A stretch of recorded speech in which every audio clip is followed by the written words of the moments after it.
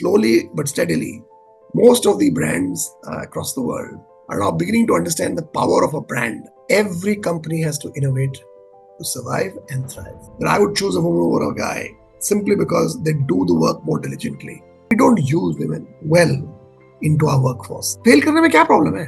क्या हो जाएगा? कोई आफत आके टूट जाएगी? I mean, why can't we recognize failures?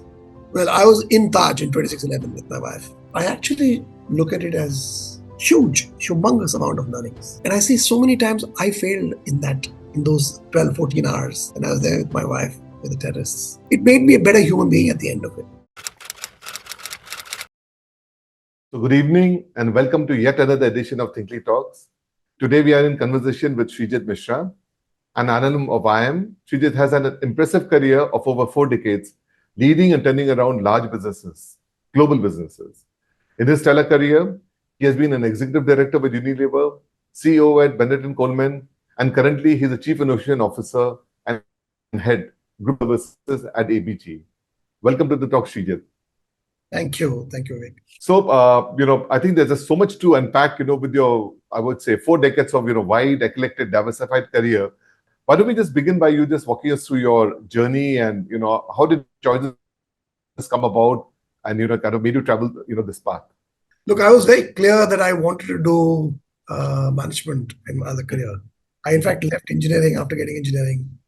I did economics in Hindu College, 82, 85. Then 85, 87, IMA. And I joined as a management trainee into Hindustan Unilever. I was very, very fortunate that I joined Hindustan Unilever. Yeah. And from there, whatever I learned, I owe a lot to my colleagues, my friends, my mentors, my guides, my bosses at HUL. It's a fantastic learning place. And I spent, from 2087, 98, from 1887 to 2011, 24 years, a little over 24 years, what I spent with HUL. It seems like yesterday. So many friends have been are there even today, and it's a beautiful, beautiful company to work for. Post which I wanted to know whether I really had some wings left and some strength left in me to survive the wide world out there. So I took a chance and went to the media side. From the client side, I went to the other side. And ran Times of India as a CEO for some time until I became a CEO in the education practice. I launched a university in my life. I learned phenomenal things in 7 years with Times of India, a little less than 7 years, 6.5 years. What I learned perhaps in 25 years or more in HUL. So it was phenomenal learning for me. And the last 6.5 years here with Aditya Birla Group has been nothing short of fantastic learning for me. I'm a sucker for learning and new things. I also love to not just think, but also execute. And I've seen quite a few of my pieces come alive. Like I said, a university, which houses 10,000 kids today. Lots of stuff from new brands to new categories, to new launches, to digital first businesses in ABG. It's been a journey, very, very interesting. The most important part of this journey has been the people that I've gone along with. And to me, the most important thing is it's not just about creating impact, but creating impact through people connections. To me, that's the most important thing. That what matters is not what you do, it's how you do it in your journey. No, great. And I think one common theme that seems to be standing out whenever we talk to people such as you, people who've really been accomplished is 2 things: this whole hunger for learning, the whole spirit of continuous learning, and I think the need to kind of connect with people. Because I think end of the day, nobody can kind of just grow in isolation and not have the people context in place, right? Yeah. So you also talked about levers and the fact that it's like we were talking before the talk, that I serviced levers for a while when I was at Fulcrum, now Group M, and we always consider levers as really as the mecca or the university of marketing, right? And but just to kind of get some sense about the time you spent out there. So to be honest, I think there are many things about levers that really attracted me. And as I went through, it became even more prominent. First is being consumer customer-centric and referring to the consumer as her. Faster men know that they take no decisions in life, better it is. It's the family and the woman in the house and the kids who take the call. The man in the house is made to feel as if he's taking the call. It's very rare that the man takes the call. So Right. being with the consumer and customer, spending real time with them and understanding their needs is the first big thing that I picked from levers. Second was values. I mean, you have values, but rarely do you get a chance to live those values strongly.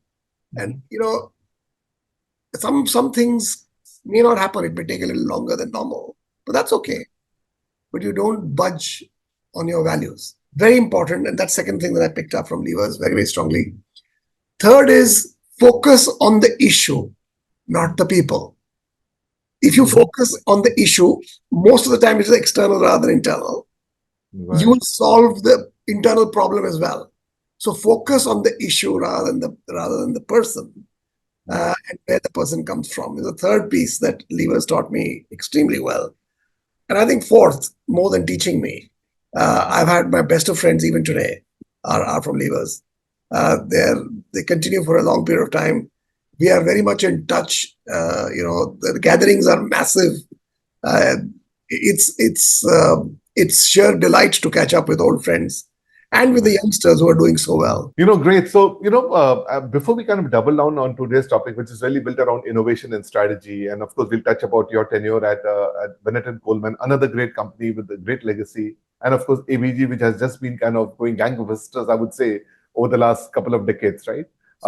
Just wanted to kind of step back and look at the kind of the context and the background that we are operating in today. I mean, if you were to think about it, I mean, there seems to be major leadership crisis that's happening globally. We seem to be living in very uncertain time. The geopolitics seems to be completely out of whack. You can sometimes wonder whether you're really living in 2024 with the two wars happening. We seem to be always on the brink of perhaps a nuclear flare-up. You never know what's going to happen there. And then you have this whole disruption that's coming in from AI, from technology. You have this whole changing world culture that came in, post-pandemic. And then you have this workforce, the Gen Z, which I'll touch upon a little more later on, but which seems to be very different from whatever we've kind of, encountered before, right? So when you think about it, I mean, what are the challenges that you see as a leader? What are the things that you think are really worth mitigating, and which are the ones that you just kind of accept as you kind of go along? So let me start by what you said. The world of tomorrow has got two aspects: mega shifts happening quickly and shaping the future, and number two, they are interlinked pieces. Yeah. So whether you look at people, environment, global order, innovation, in people, it's about rising middle class. I mean, can you believe it that in less than 10 years, India's middle class will be consuming 55-60% of consumption? Yeah. As aging population, there's a population that is between 50 and 80. We are living longer. Right. We are becoming redundant faster.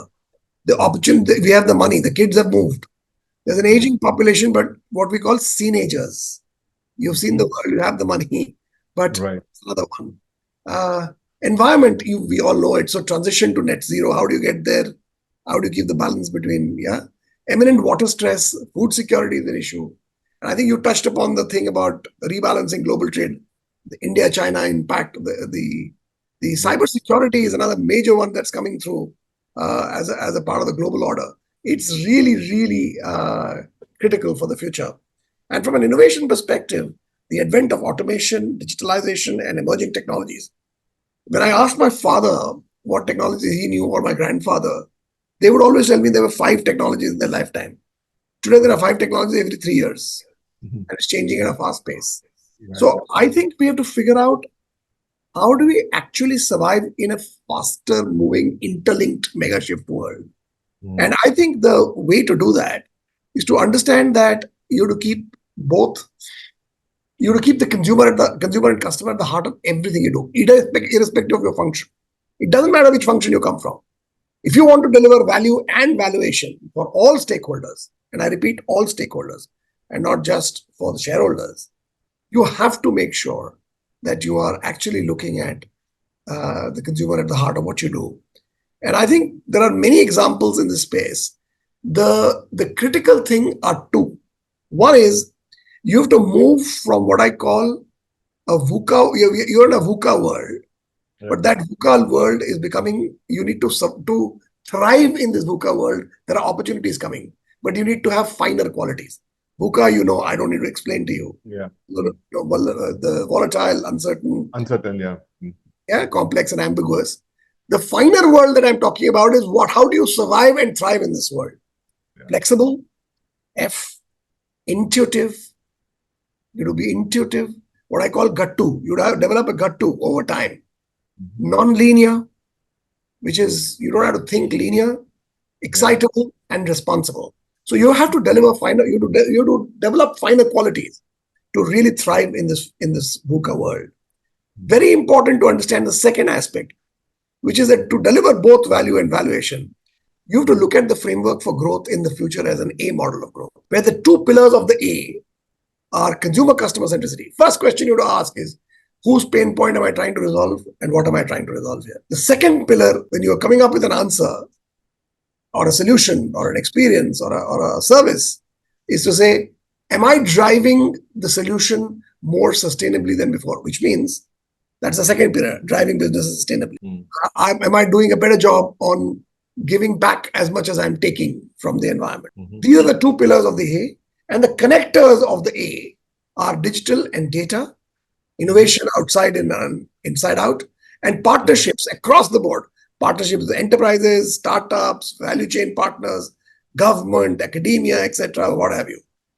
Really, what I'm saying is at the heart of winning in the future, given the speed of change and the quantum of change, is think like a consumer company and operate like a responsible technology manufacturing company.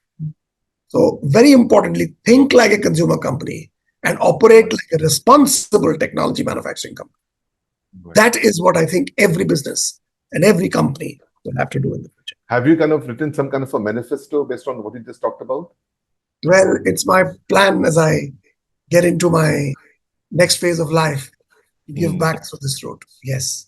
No, we would love to. We would love to maybe carry that article and, maybe have you back, because I think it's brilliant. The whole focus about the stakeholders, that you talked about, not just, let's say, the shareholder, the customers and all the other people involved, the VUCA, the finer, the A. I think it just seems like such a dynamic and a very relevant framework to be kind of thinking about it. It's very important. And honestly, everything starts with a purpose. If you as an individual or as a company do not have your own purpose, right? What am I working? What am I doing? Why am I running? हर दिन सुबह उठ के मैं क्यों जाता हूँ? क्या फायदा है? क्या करने जा रहा हूँ? Is there a purpose to what I'm doing? And unless you're clear about that purpose, it's not easy. I was lucky to find my purpose very early in life. To give more than you take. Underline in any relationship, whether it matters or it doesn't. Because at the end, if the other person is a part of you, when you feed a person who needs food, or you clothe a person that needs clothes, and if you think it's a part of you, then you don't bother about what am I getting out of it. You be clear about your purpose. Once you are clear about a purpose, creating impact through people connections, like I said to you, is the way I've translated my personal purpose into my corporate purpose. Right. Creating impact through personal connections. Lovely. In fact, I was going to double down on this question of purpose later on, but I think since you brought it up, when you talk to the youth, and especially people who are early in the career, right? And I love your phrase, teenagers. I mean, we probably have this whole, what should I say, a generation of people kind of growing up who've seen it all. Yes. In fact, I just saw a tweet the other day that, what do you talk to, this generation who has seen it all, traveled it all, lived the life, have all the devices. They've done more in 10 years, perhaps, than you've done in 50 years, right? How do you even kind of sell an aspirational product to them? I mean, so it's a very interesting conversation out there, right? But, talking to them nowadays and, for them to kind of get excited about this 9-to-5 job, whether you're working for an FMCG or whether you're working for a tech company or a manufacturing company, how do you help them think about that sense of purpose? So, very, very good question. I think it's a very, very important question. Do I have an answer? No, but I can tell you my journey as to how I have gone about it. Like I said, you have to build your business around a real world problem. Go back to ABG. It was about what is right for India is right for Aditya Birla. The time at which it came, the context in which it came, right? And that has continued. That has continued right through. You got to have a real world problem that you're trying to solve. Actually get to a real purpose. You have to build your business around that core purpose of your being, of your existence. How do you define your core purpose? When I wake you up in the middle of the night, tu kar kya raha hai? What are you doing? Yeah. And you should be able to say it. You know what? And in Lever, we used to have what is called the larger purpose of the brand. So Lifebuoy wasn't about germ kit, it was about saving lives. Right. Nor wasn't about food, it was about bringing family together to the dinner table or to the lunch table. Remember, consumers today are value driven. They're very strongly conscious and value driven.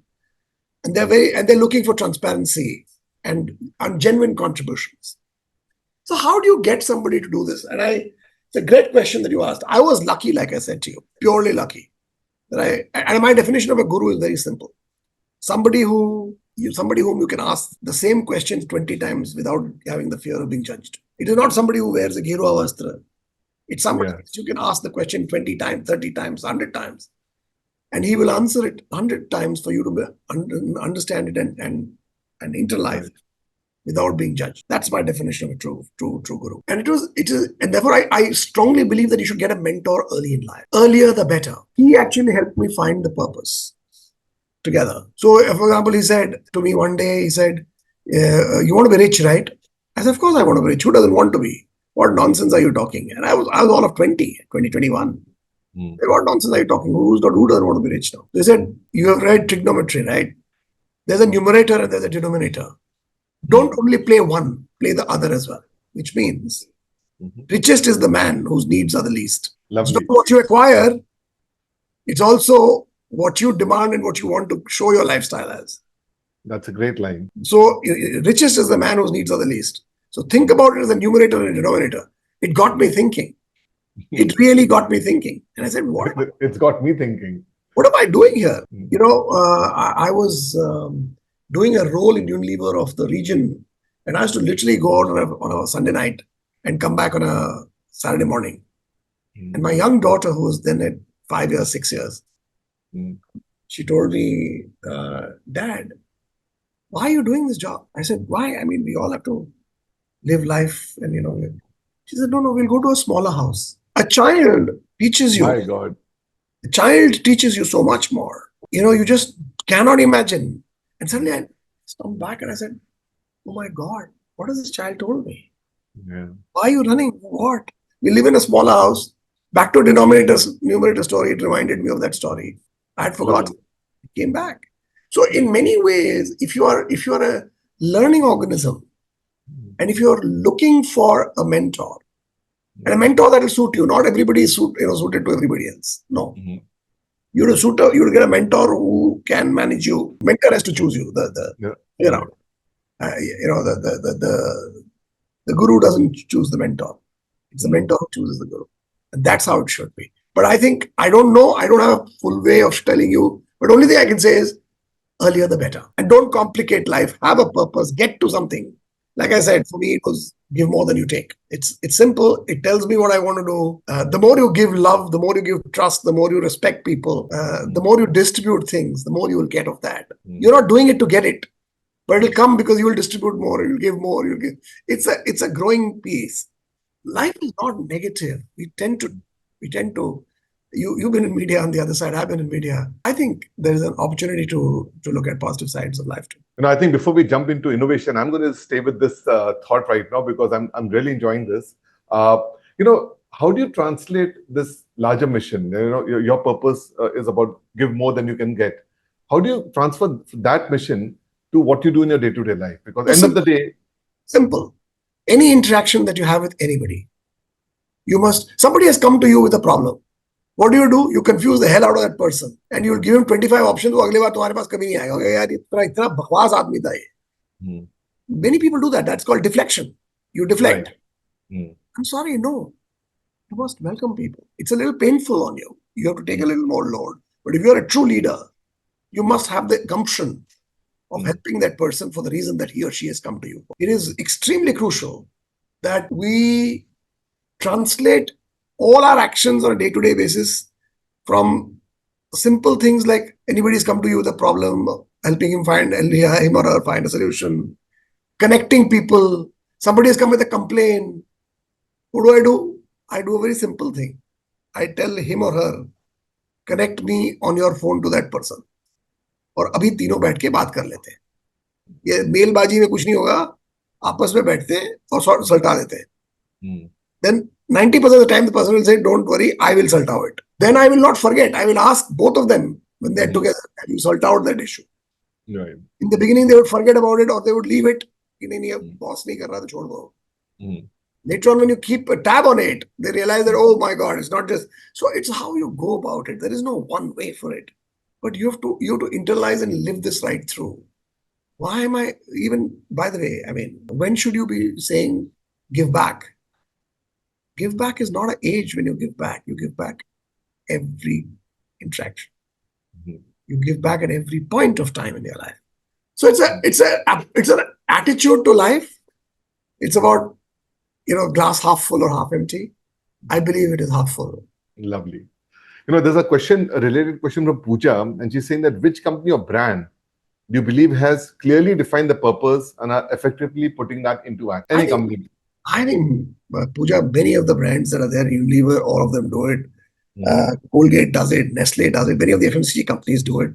I was just talking about Lifebuoy to you. It's not about killing germs, it's about saving lives. And how does it translate? I mean, they actually do clean Jakarta, clean Yogyakarta, clean Mumbai, clean Indore. Don't worry, because that is Lifebuoy. Lifebuoy happens to be, I mean, there are many brands like these. Look at retail brands that are there. I think most brands have a clear, that we use, that you and I use on a regular basis, have a reasonable clarity. Because if they did not have the clarity, I guarantee they wouldn't have been they wouldn't have been the choice of yours. We would have chosen somebody else. It is in that context, I feel that slowly but steadily, most of the brands across the world are now beginning to understand the power of a brand. And power of a brand comes from essence of a brand, the differentiator, and what purpose it has. You should be able to tell the purpose of that brand in one or two one line max. Save life, connect families to eat together, convert boys to men. I mean, whatever are the brand's essences need to come alive. Nike is about just do it. I mean, most of the brands that you and I consume have a reasonably strong essence, a purpose, and a differentiator. Otherwise, and that's what's really been able to connect the consumers to the brand. Otherwise, the consumers will connect with them. Absolutely. Great. So just shifting gears a bit and just doubling down on this whole topic about innovation, that we started off with. There is a myth, Shrijeet, in people's mind that innovations and large corporations, seem like an oxymoron. In today's world, it's a startup which come and do the disruption. The larger companies are really holding on, whether it's through regulatory capture, whether it's trying to continue doing business as usual or setting up all kind of, guardrails for the incumbents, right? What's your take about this? I mean, is it a myth? Obviously, there's some truth to it, but we'd just love your take about it. So my take is very clear. Every company has to innovate to survive and thrive. There's nothing called a large company. There's nothing called a small company. There's nothing called a large company. You talked about creating restrictions, entry barriers, legal barriers. That's legal innovation for you. I mean, why do you think that's not legal? Why do you think innovation is only about product? Innovation can be product, process, legal innovation, HR innovation, finance innovation. Every function can be innovating. And the most important thing about that innovation is, if it is consumer customer centric and if it is sustainable, remember the A model. If it is focused externally towards the consumer customer and towards giving more back to the environment than what you do, then everything else will become enabler, like digitalization or partnerships or startups or creating or innovation, creating a legal restriction. I think no company will survive without innovation. Having said that, the most important thing for innovation to thrive is that it's an and story in the new world. You have to do this and that. It cannot choose this or that. Of course, you have to focus. Your energy and resources have to be focused onto a few things and do them well. But you have to be clear that it's an and story. You have to continue doing what you were doing well. and you have to change the way you've been doing some of the things in the past to suit the new ways, and you have to think of newer Horizon 2, Horizon 3 growths to make that happen. Unfortunately, we think innovation is only about Horizon 2, Horizon 3. No, if innovation is not happening, how would an ABG move from $2 to $65 billion over the last 20 years? Because they have been innovating at the core. So you innovate right through. And there is a way of thinking this through in the way we actually do it in a company. We think there are 5 interconnected trends at the backbone of what is it. The first is you to create a digital first mindset. Very crucial. Not digital later, digital first. If you think the new consumer journeys, customer journeys, digital first mindset is crucial. Collaborate beyond functions. Don't think like this, think like this, right? Collaborate beyond functions. Break the silence. Third is flexibility to remain agile. You have to make, so therefore an environment that makes mistakes, not the same ones, but small mistakes should be encouraged and recognized. Reassess through purpose. If a company doesn't have purpose and if an individual doesn't have a purpose, and how do they match? You must work that through. And last and not the least, the fifth one is about value from ESG. ESG is not a cost. This whole thing about sustainability has to be a competitive advantage. You derive a competitive advantage through sustainability. Unfortunately, people don't understand this piece well. And as you look at your innovation funnel, you look at them in 4 different ways. Existing and new in market terms or product terms or whatever.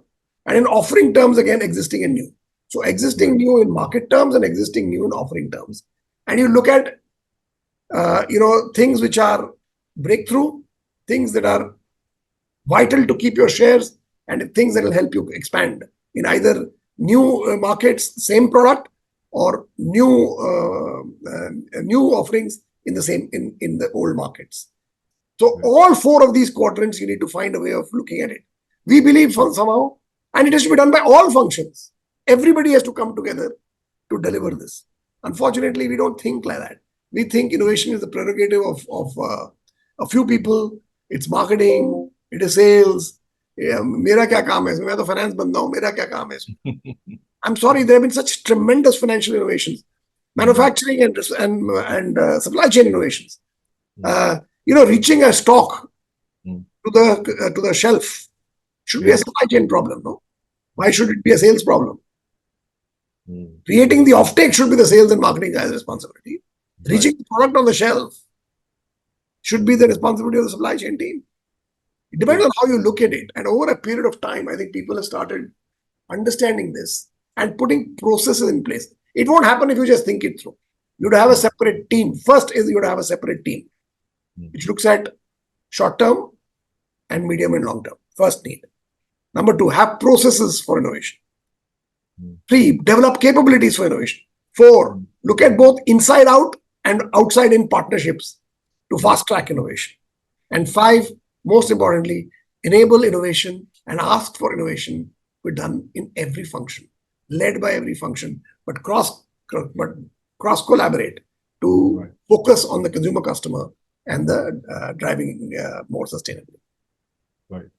A great point. So, basically talking about being digital first, looking at collaborations, cutting across silos, and then really focusing on, how do you kind of innovate across function? Because that's, I think, the most important thing, right? Absolutely. You cannot just focus on collaborate beyond your function is crucial. Right. On one of the points, though, I would like to just get your perspective again, because, many people would think that product innovation, business model innovation, obviously is, keeping the customer at the center and, how do you kind of think about him? But when you look at legal innovation and even regulatory innovation in that sense, right? I mean, people might argue that most of these might benefit the organization or the incumbents, not necessarily the consumer, right? What's your take on that? So let me take an example to make a point. I mean, it's a great question. Let's look at how aluminium came into the car industry. So the way it came into the car industry is that they started looking at crash, impact, and time when there is other metals versus when there is aluminium. They didn't look at reusage. Reusage was the sustainable pace, because aluminum is recyclable indefinitely. It can always be recycled. By the way, for you to know, one of the things that we do is every 6 weeks, 6 to 8 weeks, the cans of Coke in most of the parts of the world comes back onto the shelf in 6 weeks. Right.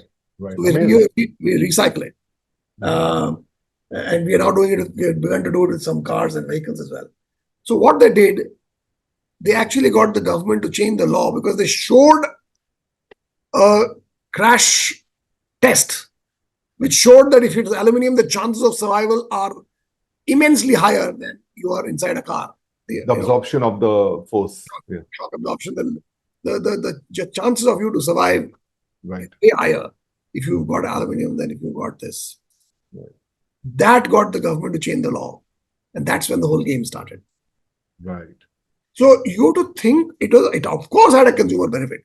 I'm guaranteeing you, very rarely, you tell me one example, I'll show you the consumer linkage. I'm happy to do it later. It's unlikely that there is no consumer linkage and there is a law that comes in to help a corporate. It seems like that. I know many people refer to some of the politics that goes on between the corporates and the governments. I can guarantee you that none of that happens without the consumer at the heart of it. There, you cannot change any law unless there is a very strong reason to change it, and that strong reason must be first found by the whoever the small, large, medium-sized corporate is to be able to take it forward. Somebody else had once said that trying to implement innovation in a large corporation is like it's a very delicate balancing act. It's like the yin and yang, that you have to kind of figure it out, because the organization has got its might from doing what it did well over so many years, and the legacy is actually its strength in that sense, right? And yet it has to keep one eye on the future and to talk about innovation, but you don't want to derail what's got it here, so, and especially when you look at Unilever, Benetton, Coleman, and ABG, I mean, these are giant operations, right? How did you kind of really implement that? So again, like I just discussed with you, it's an and story, it's not a or story. And you have to have innovations across the 4 quadrants. If you have across those 4 quadrants that I was talking about, breakthrough, vitality to keep share, expansion in terms of expansion in markets and expansion in new products with the differentiation, you have to have a playbook that enables you to do that. You have to have a separate team, like I said. If you have the same team doing this next month's sale and next year's innovation, you're asking for trouble. It doesn't happen. Hota nahi hai. So you have to think of a slightly more medium to long-term set of people. It takes time for different companies to do it at a different point of time, but it'll happen. The third thing, like I said, you have to measure. What you measure is what you get. You have to have clear KPIs and aligned KPIs between the businesses and the center if you have a central team. To have aligned KPIs based on what the consumer customer needs are to be able to drive innovation. That's a third. So having aligned KPIs. The fourth is making sure that everybody spends a particular amount of time with the consumer customer. So it doesn't matter what function you come from. Suppose you come from finance. Maybe in a quarter you need to spend 10 hours, 5 hours with consumer and 5 hours with customer. But you must spend that. Right. Otherwise, whatever you say may be null and void. We will hear you, but we may not listen to you. But if you have done your license, what is called license to speak. So how do you get everybody to do consumer customer connects? That's the fourth, which is very important. And fifth, of course, reviews. You must measure those KPIs in a review. What are the key things that have happened? How has the revenue moved of these innovations? Are they on targets? Are they not on targets? How you looking at the 4 horizons that I talked about, innovations in 4 horizons? What are the things that are coming up new? It's not just about new, it's also about reviewing the past innovations. How is it doing? It doesn't need some changes, doesn't need to go back and do some fundamental pieces. I think it's a combination of all of this, which means effectively you have to have a process of innovation. And last and not the least, capability. Not everybody has the capability. Get the right people who have the capability to innovate into companies to be able to deliver. So basically at its heart, you're talking about changing the culture. Some companies have done it very interestingly. Google is of course famous for its 70-20-10 rule, which says that 70% of the time you spend on your regular job, 20% you focus on innovation, and 10% you really focus on what they call as moonshots. No, that's a part of the process. They have kept that process. There are lots of companies who have similar kinds of processes. That's a part of the process that you to tell me what have you done in your 20% time or 10% time or 5% time. What ideas have you come up? Who are you working with, cross collaborating with? So those are all again absolutely the right thing to do. Right. And do It's a you culture see any? Sorry. It's a culture change. Right. Culture change has to be driven by the top and has to be also acceptable to the bottom. Right. It is not only pushed top down, it has to be accepted through. It has to be a combination of both. And it is the most important thing in any innovation piece. If you do not have a culture, look, there are three key pieces. One is consumer acceptance and technology availability for whatever solution you're coming for. Right. Second is, do you have the capability of making it happen both in terms of front-end marketing, front-end distribution, supply chain, and back-end supply chain? And do you have the culture? Most important is, ye ghabrate nahi hai, to lose. I need to fail, yeah. If I don't fail, I'm not stretching. If my team doesn't fail out of 10 things, 5 things, they're not stretching. But fail small, fail you must. Otherwise, you're not growing. If you do not fail, you're not growing. Fail you must. Fail in new things, but fail small and then act big. If you were to kind of look at the success story that you have in India, we largely seem to be a great, services-driven organization. Like in terms of, let's say, IT, tech services, we of course excel. You have examples now in manufacturing with companies like ABG and all that have really grown.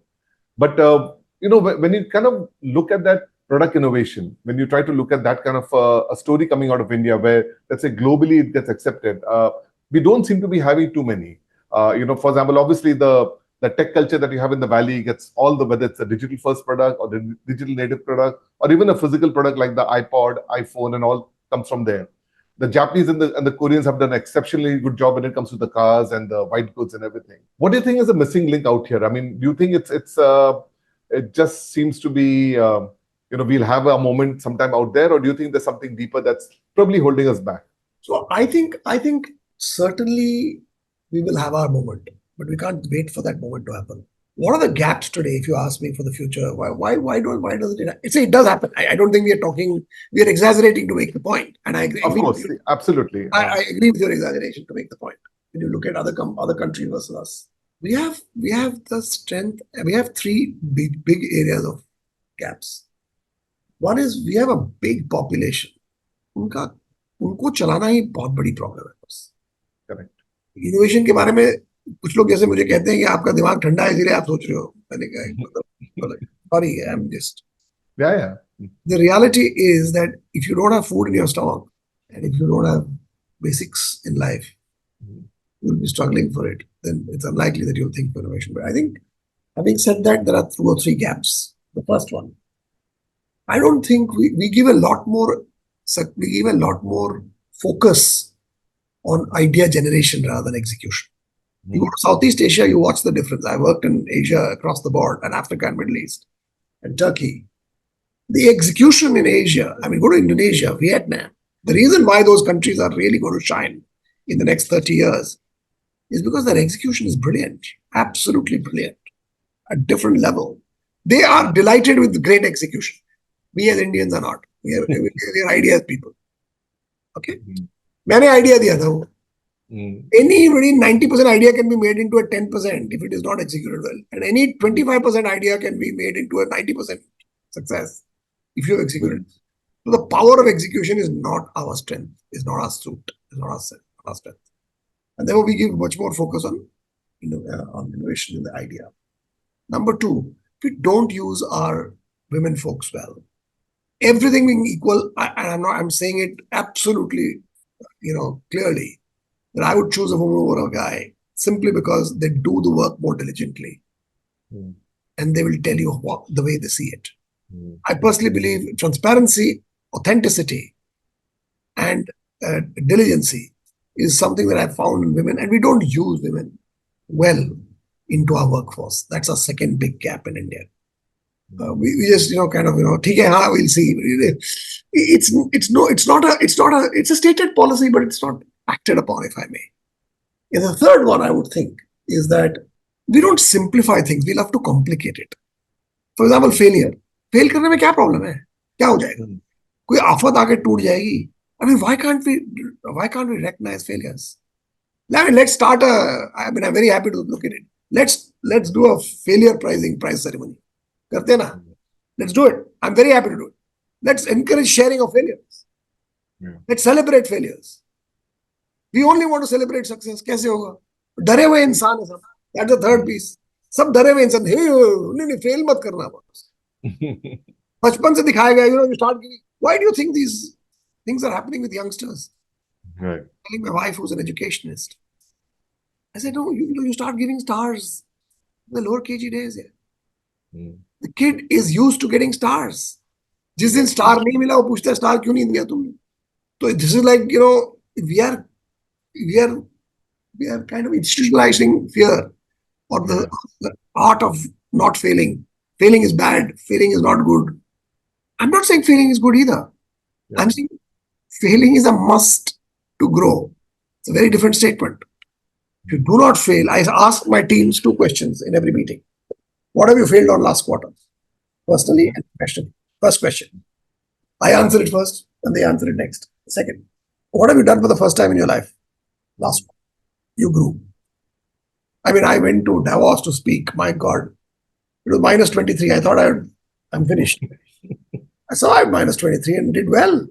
I called my wife and said, one of my fears of extreme climates, minus 23 feels like minus 40. I survived well. I survived 3 nights and 3 days. Good.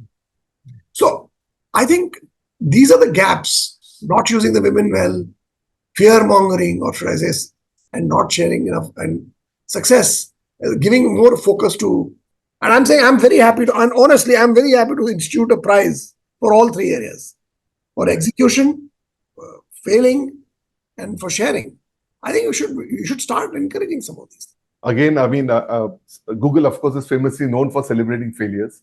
I mean, they push out products pretty much every quarter, and they actually celebrate when it kind of goes down, because I think exactly what you're saying. It's about celebrating, helps them overcome the fear of taking, walking down a path.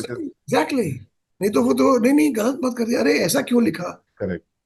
Why have you written this? I don't know whether you know this story. Most of the things happen with kids. Yeah, many of the innovations happen through kids. I mean, I have a very simple theory. 2 sets of people to look at. If you have a problem that you're unable to solve, go to 2 people. One is your grandmother, and the second is your kids. Nice. Both of them will solve it for you. You really give them that problem. You think they won't solve it, they'll solve it for you. We complicate things. We just complicate things. We love to complicate it. Right. Simplicity तो हमें आती नहीं. करेंगे. True that. So on that note, there are a couple of questions. I'll just try and put them together. Sure. Lavanya and Rajesh, they're asking is that what has been your most rewarding project in terms of innovation that you kind of think back and you are really happy and probably brings a smile to your face? And the second, Rajesh is asking I would like to know, how has your approach to innovation changed over the years as you've gained more experience? Because I'm sure you would have probably come, young with a lot of passion, and then you obviously realize there's a lot more to change that's required, the cultural aspect that you brought in. So, yeah. Okay. Both of them are great questions. Thank you for those. It's very difficult to choose one, but I will still try. I'll choose 2. One from, Unilever, there have been many, many successes. Right. The one that I'm really proud about is launching a university. Bennett University houses 10,000 kids. I'm really proud. From conceptualization to launch in 18 months, launching a university in 18 to 20 months, not an easy task. And I'm so proud. It's a different experience. It took the mickey out of me. It pushed me to the hilt. I mean, I think I have a lot of energy, but it really pushed me beyond my limits, and I loved it. I learned a lot. I made mistakes. I learned how academia works, put the team together, put the university structures, did partnerships across the world. Fabulous. I just loved it. Everything that I think about, I could have done that. The second one is here. Recently, I launched a B2B e-commerce business called Pivot. Again, Touchwood doing very well in its first year. I'm very happy to say that I'm delighted with its success in the first year. But again, from really conceptualizing to launching it was me and my team's baby. And I think we are the team and I are very proud that even before the team of Pivot existed, we ran it, kept it ready for the team of Pivot to come and launch.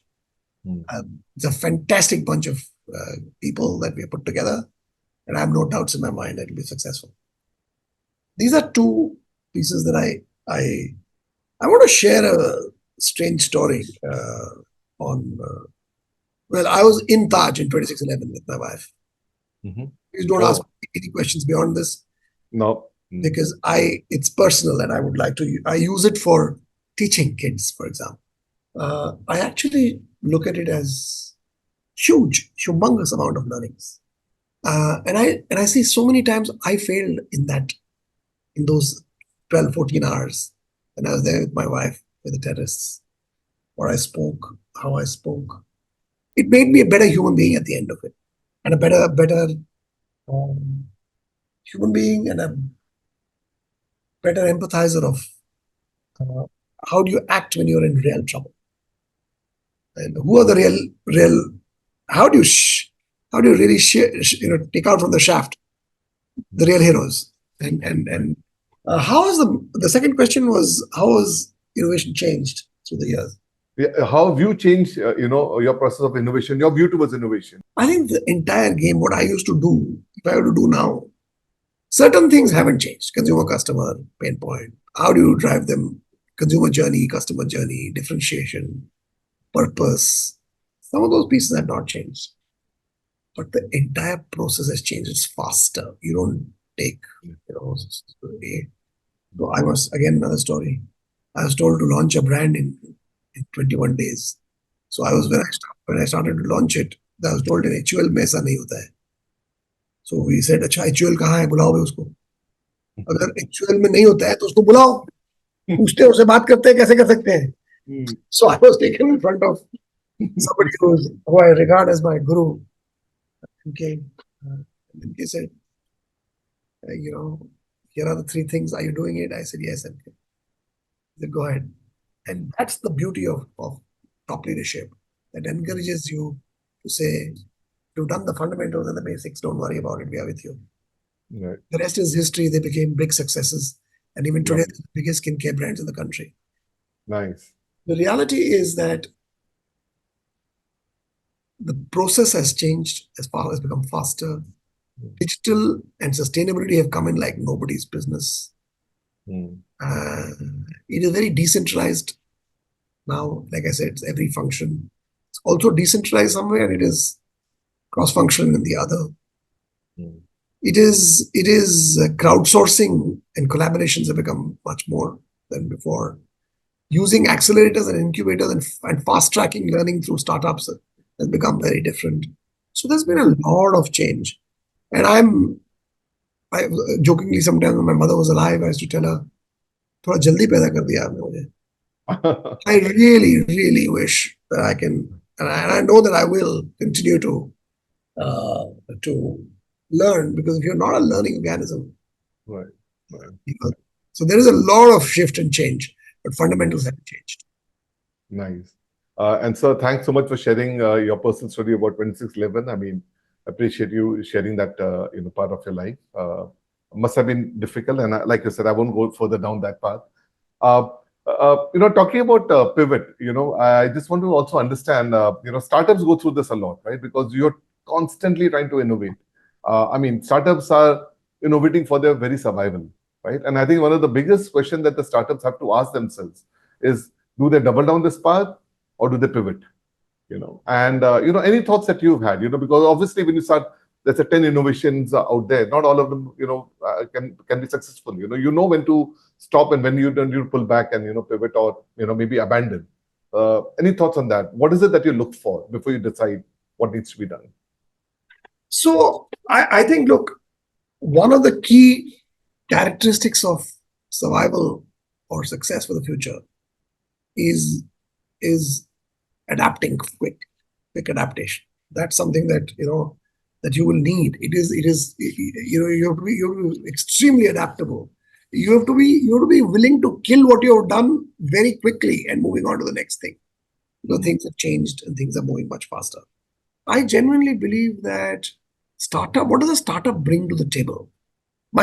It's a fundamental belief. My belief is if you're thinking of something now, 10,000 people have thought about it. True. 10,000 people have thought about it, 2,000 have acted on it, and 100 are already successfully on the journey. Correct. If your mindset is, it doesn't matter, the size doesn't matter, I want to learn. Equally, I must understand that guy is a startup. He's not your employee. Right. You're a startup, yeah. He's a startup. He's not an employee. For him or her, what they are doing is the biggest thing and the right thing. If you want to also modulate, you can modulate with them. But first understand where they are coming from. Earn the trust. Give more than you take. Always remember, sign an NDA with them and say, give them the comfort that you are not going to take away their pieces. Right. For a large company to work with a small startup is very difficult, and vice versa is very, very difficult too.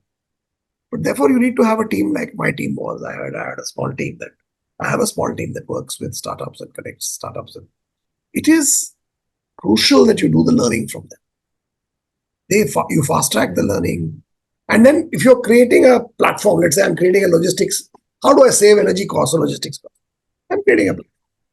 And if I'm prototyping myself versus taking a startup and putting it into the platform, it's easier for me to integrate an existing startup into the platform rather than prototyping myself. So I will do it through a startup. So there are times, and once you start doing it with the startup, don't go back unless you find the startup is not working. In which case, rescind the relationship after you have given it a shot and tried. But I genuinely believe it's a great way to work. It's the fastest way to learn. It's the quickest way to create things, and rather than duplicate effort done through others. Like Napoleon said, you don't have to learn through your own mistake all the times. Yeah. Mistakes too. Moving across to this other, I would imagine an important part which you talked about, sustainability. Now again you have two sets of people. I mean, there's of course on one extreme side people will say ESG is a scam. It's led by sovereign agendas, by the KKRs and the Blackstones, and they're pushing their own agenda. And then there's the other side which of course says that, listen, the only way to rein in corporates to have some level of corporate responsibility and accountability is to really work with ESG, and that's probably the best thing that's happened. Obviously the truth lies in between, and I would love your take on that. So, okay, my view is very clear on this. I'm a very strong believer in sustainability. That's why my A model actually has sustainability in its thinking. 50%, more than 50% of innovation money gets wasted. Not because there is inefficiency or delayed execution or wrong execution or incremental improvements, but because there is unclear innovation strategies. If you don't have a clear innovation strategy, you'll suffer problems. If you have sustainability, my view is here to stay. You have to create a competitive advantage through sustainability. And if you start thinking it's not a cost, but can give me a competitive advantage, you'll start thinking differently. Let me take an example to make a point. There are 3 fundamental problems with driving sustainability. And I'll give it through an example. The first one is consumer acceptance. Is the consumer willing to pay more? Because if you're going to recycle, reuse, etc., खर्चा तो होगा ही. उसके लिए ज़्यादा देने को तैयार है क्या? और अगर है और अगर नहीं है तो क्यों नहीं है? Now it's like saying when you and I were born, we are not using shampoos yet. How did we start using shampoo? Somebody created the need for it. In the same way, you have to create a need for sustainability. So consumers have to create a need. You have to create a need for sustainability in consumers. And you then have the technology to be able to resolve it or serve it. That's the first big one. Consumer need, how do you deliver the consumer acceptance, and how do you deliver the technology? The second one is, does the value chain have the ability to deliver the quantities? Because आपने कर लिया, technology आ गई, but the value chain is not ready to do it. Because so you have to carry the value chain with you. So it takes time. And the third, what you had said earlier in the beginning, culture shift. See, people who feel that sustainability is a cost are in cuckoo land, as far as I'm concerned. But I also believe you need a balance. You can't be on extremes. Of course, you need to, like I said, you to make sure that everybody gets more than what he or she invests. And it is also and one of the stakeholders is the earth, Mother Earth, is environment. You have to give back more than you take.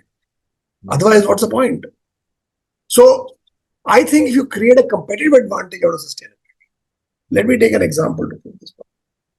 We had the issue of Hindalco. There's a waste which is a part of the aluminium waste called red mud. When I came in, they used to fight on red mud. Literally, they used to fight because red mud was a waste material which nobody wanted, and other companies wanted to burn it. We had to put it under the soil. It was getting. Now, from there, we created a value from waste project. Red mud. Hindalco is the first company in the world to achieve 100% red mud utilization now. It does it through the team in Ultratech. It has a patent for manufacturing red mud bricks now. It uses red mud, fly ash, and bottom ash to create these bricks. And it is today a phenomenal example of how you can create a circular economy within 2 companies or 3 companies. This guy's waste is somebody else's value. There's nothing called waste. Example 1. This wouldn't have happened unless the culture at the top changed and they said, no, we should look at it. Because Mr. Birla put his might to it and said, no, we should try and find an answer, we found the answer. In the same run, let's look at it. I talked to you about Novelis, that every 6 weeks the can comes back to the shelf. Obviously, cleaned, remade, and ready for use onto the shelf. We now started doing it with the cars as well. And the reason why it works with cars is because otherwise what was happening, we used to send rolling sheets. The car manufacturer would cut it and then send back the waste back to us. So the transportation cost, the wastage, all we used to pay for. Now we don't pay for anything. Everything is made in our factories. So you pull back and you think in the value chain, what more can you give? And suddenly the world changes for you. And using recycled aluminium uses 90% less energy, or 90% plus less energy. Uses less energy, saves energy. It's a phenomenal commercial reason why you do it as well. So again, back to the same thing. Culture of creating a competitive advantage through circularity is an absolute must. Look at why people in Delhi use green cars or electric cars, because there's a green symbol. What is the advantage? At least you get identified as this person is focusing on looking at green vehicles. Vivek is the guy who believes in sustainability. Kafi pahuncha hua aadmi. But in other areas, if it doesn't exist, why will it happen? Now that's why the government is creating these solar homes and all that. So, you have to brand it, you have to make it aspirational, you have to get consumers to feel good about them by getting into it. Generating demand, I still believe, is the most important thing. And accepting it, that if you don't do it, it's not in our children's lifetime, it's in your lifetime that you will see the disaster that's already beginning to happen. So we are on the hour. I hope you have some more time, because I think there's just so many questions that are coming. Maybe another 10 minutes or I'll have no problem. Great, lovely. Thank you so much. We're just learning so much from you, and would hate to kind of break this. It's a pleasure. Lovely. So moving across to some of the mega trends and the future, and doing some crystal ball gazing. But I think before that, I've really been wanting to kind of get my sense around this whole culture of the new consumer, and especially the D2C brands that have been coming up. If you were to kind of go back 20, 30 years back, I think the FMCG space was dominated by people like Unilever, P&G, Colgate, Nestle. I know consumers always looked at them as credible. Sorry. No, before you move anywhere, still is. Yeah. Still is. Okay. Okay. No, no, I'm with you, sir. But I think There are many new brands that have come up. yeah, absolutely. I mean, so these have obviously grown, but Yes.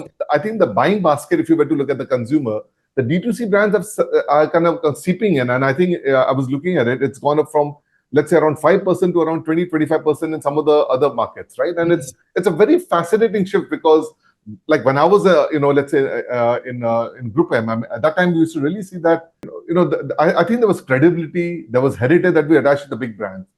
What has changed in the consumer psyche that they're willing to experiment with, completely new startups that are coming up, and I think in many cases, especially when you look at cosmetics, right? I mean, that this is probably just getting tool manufacturer, you just kind of, putting in a branding and the label and all that, would love to get your insight as to what do you think has changed? Okay, so I think there are a lot of very difficult to kind of pinpoint, but there are quite a few things that have happened. Let's take them and peel the onion one after the other. What has changed in the last 40 years? Right, the consumers have become more affluent. There is money in this country. Therefore, every Tom, Dick, and Harry across the world looks at India as a consumption place. 140 crores, 145 crores. They'll produce and consume, and they have the ability. Number two, this population is young. They're not really oldies. Yeah. Demographic dividend. Yeah. Demographic dividend is coming through. That's the second piece that's coming through. The third thing that is coming through in India, I mean, there's a word that I use called Ashtavinayakas. I use this word called Ashtavinayakas. 8 mega changes happening. The first is growing middle class. Quite expected to move to, like I said, 55%, greater than 50%. Urbanization resulting in need of hyper-personalization and rapid adoption of technology. Second big change. Third big change is that India is becoming the new breeding ground for innovation as an alternate to China in the manufacturing space. Fourth is software innovation. India was and will continue to have 50% of global capacity. 5, multiplier effect of valuation through selecting ESG priorities. ESG and energy transition dynamics is here to stay. 6 is data-driven insights. Creating emotions through data is going to be the next big thing. 7, AI integration and digital revolution married with sustainability is going to be the new future. And last and not the least, supply chain future-proofing. How do you ensure that there is availability all the time is going to be a big challenge for the future. Having seen these Ashtavinayakas, if I may, what is happening is that because of these changes, people have money, there is options, there is digital that has completely changed the game completely. So the whole game, which used to be physical, is now turned digital or digital only.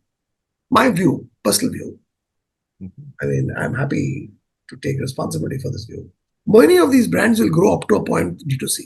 Then they will stop. They will have to create, even Google will have to create Google stores. I mean, has to. Yes. Amazon is creating Amazon stores. Yeah. So I think over a period of time, fundamentals won't change. The environment in which it will be served will be changed. So if you look at consumers, they are still looking for service and personalization that they used to look even 40 years back. But the future of retail has completely changed. It has become an omnichannel experience where digital and physical worlds are beginning to converge. And there you need to, the technologies are integrating AR, VR, virtual try-ons, etc., all kinds of things are going on there. Personalization, smart stores, this whole thing about click and collect solutions that are there now. Right. So they're coming into India as well now. Self-checkout systems. I mean, these are all, technology. So the whole game of experience and technology and digital, this whole thing about digital world coming together is a reality. Where digital channels drive convenience, speed, for sure. But the physical stores focus on experience, brand building, and deeper engagement. So it's a combination. So the money has come, options are there, the channels are there, and the environment is being created for me to go. That's a big shift that happened. Number 2, I just told you the Ashtavinayaka changes. Right. Number 3, what is also happening is that consumers are wanting to experience everything simultaneously. Age is no longer a barrier. I talked about teenagers. बहुत पैसा है यार, लेकिन कोई product parents का पैसा है, बहुत but पैसा है. Parents have a lot of money. Kids are now on their own. They're working. I mean, look at my daughters. Both of them are beginning to work now. I don't have any other responsibility, but I have the ability to spend. But unfortunately, there nobody focusing on me. Everybody is focusing on. So that has to change as well. Okay. right. So I have a feeling that over a period of time, it's a continuously evolving world. But like I said to you, it's an and story. कुछ लोग यहाँ भी मिलेंगे, कुछ लोग poverty line के नीचे भी होंगे, कुछ लोग पॉवर्टी लाइन के ऊपर होंगे, कुछ लोग एकदम ऊपर होंगे. You know, believe it or not, the top 1% of India is GDP of UK. Right. So you know, पैसों की कमी थोड़ी है यहाँ. So how do you make sure that you are surviving in an and world and not an or world? You're allocating your resources on the basis of, you're acting on the basis of and world, but you're allocating resources for future growth on the basis of the or world. You know, the other major shift that's coming our way, and I think it's been accelerated more than anything else, has been really the COVID, right? Absolutely. Sorry, I forgot to mention that. Right. COVID has made people really understand कि यार ऐसा भी हो सकता है, इतना कुछ किया जा सकता है digitally. Right. I mean, actually, it's a great point you bring. It's an absolute big point. Now, there are 99% is negative. But there is a positive about COVID, which is it teaches consumers. By the way, I'm a big believer that there is a positive in every negative. Yeah. But COVID has also done a lot of negative as well. I mean, how many people? I don't think I know if anybody who hasn't lost somebody in their lives. Very important. Yeah. To this whole thing about, you ask my wife, she'll tell you about how kids are losing physical ability to.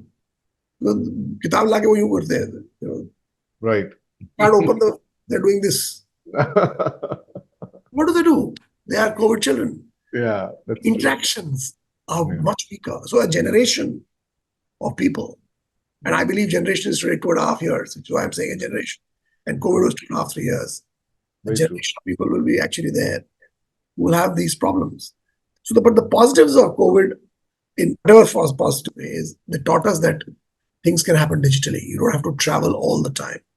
A lot of wastage has been reduced. You travel only when you need to meet a customer or consumer, or you're traveling for work, which is well beyond the number of hours you're flying in and out. Right. Otherwise, absolutely. People are flying like a Bombay, Delhi, you know, just like that, just for an hour meeting, and made no sense. So I think so. You're absolutely right. The consumer journey, digital has been integrated into the piece and accelerated because of COVID. And you know, the one question I've been meaning to ask you, because you set up, Bennett University and, did an astounding period in 18 months, what will be the future of education be like?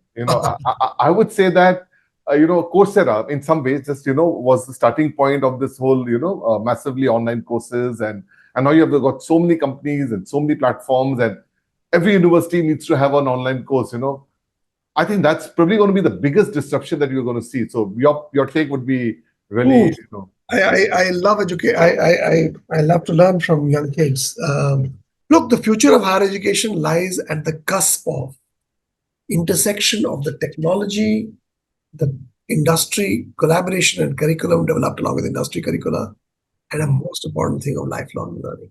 I keep telling my HR colleagues in ABG that if you want to get good people in the future, a good person cannot afford an individual company, and a good individual company cannot afford a good person. Right.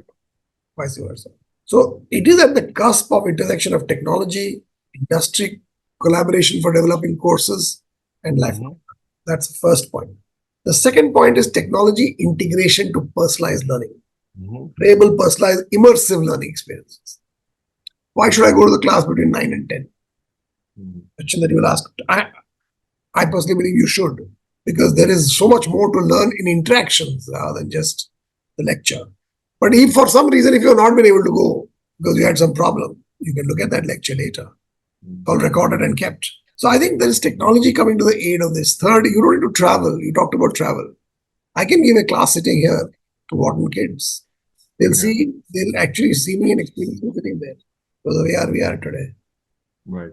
So it's very much possible that, and the last and not the least, I personally believe we have to focus on developing future-ready talent, critical thinkers. And you cannot expect everybody to be everybody. Right. Generalists are gone, critical thinkers, problem solvers, and innovators. There are three different kinds of people: critical thinkers, problem solvers, and innovators. And we have to help them go through this. So I think I'm being an heretic statement.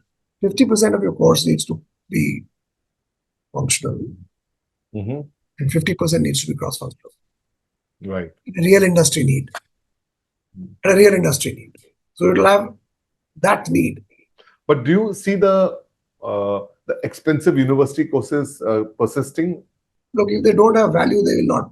Again, like I'm saying, I think you will find unless the courses change. MBA, we lose its charm here. Yeah. I've done a BBA, why would I do an MBA? I come across so many youngsters who are just not excited about the idea of doing an MBA because they said we've done that for 3 years. Yes, What new am I going to learn? फिर क्या करेंगे यार? Yeah. So, Seriously. so you have to think of how do you restructure some of these high-cost programs to make it more relevant. Right. Great. I think they'll have to innovate very strongly. Most of these programs at the top will have to undergo a complete change, a metamorphosis, is my view. Including general level of education in schools. You tell me, where would you use Pythagoras theorem in your life? How many weeks we took to learn that, right? That's I asked a question to my maths teacher, and I really thank him because of that. Mm. Where am I going to use it? First day, he threw me out of the class. Threw me out of the class. 3 days later, he met me on the weekend at my house and said, you know what? I thought about what you asked me. Mm. Such a relevant question. Now, that changed my perspective about that teacher. Right. Even today, I'm in touch with him. Lovely. Yeah. And it's an amazing person because he's never ever told us not to ask the questions. Right. What does it mean in the practical world when I use it?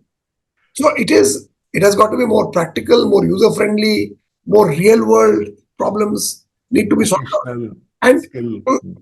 more than vocational skill, it is real-world problems. And the real-world problem, to solve it, you need a legal guy, you need a marketing guy, you need a supply chain guy, you need a finance guy. You need a combination of those guys. Why are you teaching me like this then? True. Let me solve that real world problem. And the company gets you to see. That's what I'm doing. I'm actually trying to see if I can change the courses for some of the top universities across the world. We'll see. So before we conclude, the team's put together, a few questions for, like a rapid fire, just to kind of see what's the first thought that comes out of your mind. So, I'll just go with that, right? Sure. So, the first one is that if you could instantly master one new skill, what would that be? Swimming. Oh, okay. I have tried many times. And that's why I got both my daughters to first learn swimming at the age of 2. Lovely. I think it's such a life skill today. Right. It's a desperate need. I would learn. If I could learn how to swim, I would learn even now. In fact, I will capture my fear someday. That makes two of us. I mean, I'm not scared, but I somehow could never understand swimming, I just never. No, there is deep down there's a scare. कि डूब जाएगा. It is there. Otherwise, वो हो जाता. Both me and my wife are not able to swim, so I would love to swim. Well, you say that you love wildlife. So, in which is the natural setting that you love the most? Is it something like a forest? Is it the ocean? What's your favorite go-to place? I love both. Okay, I'm a complete sucker for nature. Sorry, I'm a complete sucker for nature. I have just to let you know, I was there in Painch last weekend.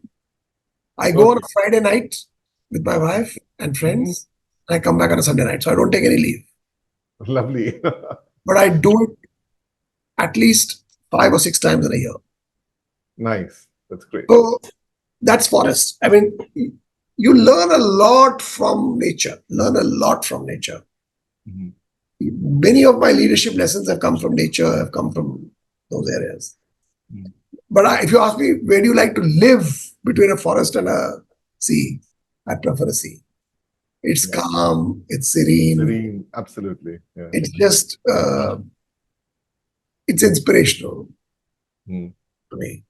It's vast, it's tranquil. It gives me a sense of the bigness, the magnanimity, and the nothingness of the same thing. Absolutely. That's a great one. How big the life, nothingness. How big the life is, how beautiful the life is, yet it is nothing. Very true. One author you'd love to go on a nature trek with. Sorry? One author that you would love to go on a walk with, a nature trek with. One author that I would like to go on a nature trek with. He's no longer there, but I guess Clayton Christensen. Love him. Absolutely love him. I mean, if you look at his book, The Innovator's Dilemma, I mean, it's just awesome. Right. Absolutely awesome. And one book that you would recommend everybody to read. This book, The Innovator's Dilemma. Okay. Read it for sure. It's it's a must read. It just talks about disruptions and disruptive innovation and how it can redefine industrial needs and how businesses can stay ahead of the curve. Yet telling you the pitfalls of not doing it. I mean, it's a nice read. It's a nice read. That goes on my to read list right away. Please, you should. And there's if another one called I don't remember the exact name, but it is Digital Disruption 2041.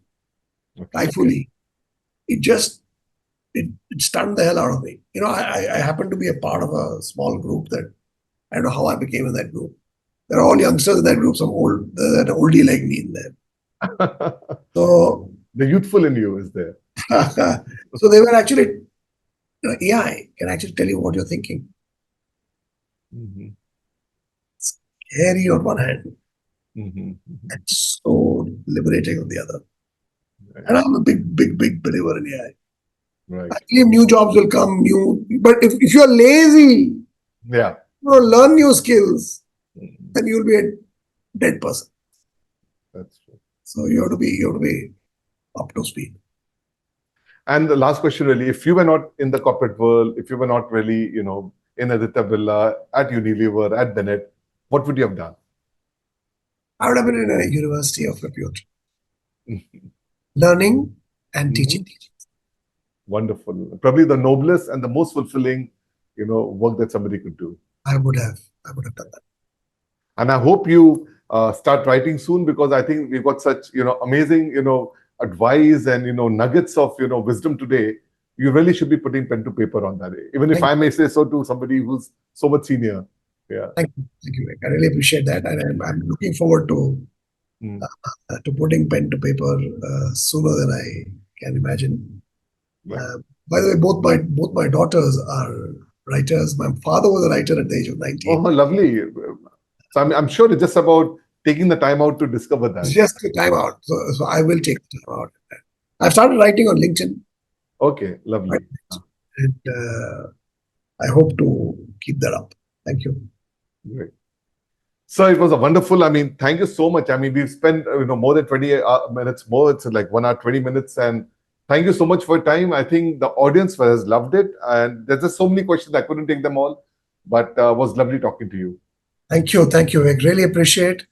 And thank you, audience, for your questions. Keep them coming and keep us on our toes. Thank you very much. Absolutely. And I'm going to reach out to you and try and catch up with you someday in your office. Would be 100%. 100%. Look forward to that. All right. Hope Thank you so much. Thank you so much. Thank you so much, sir. Bye.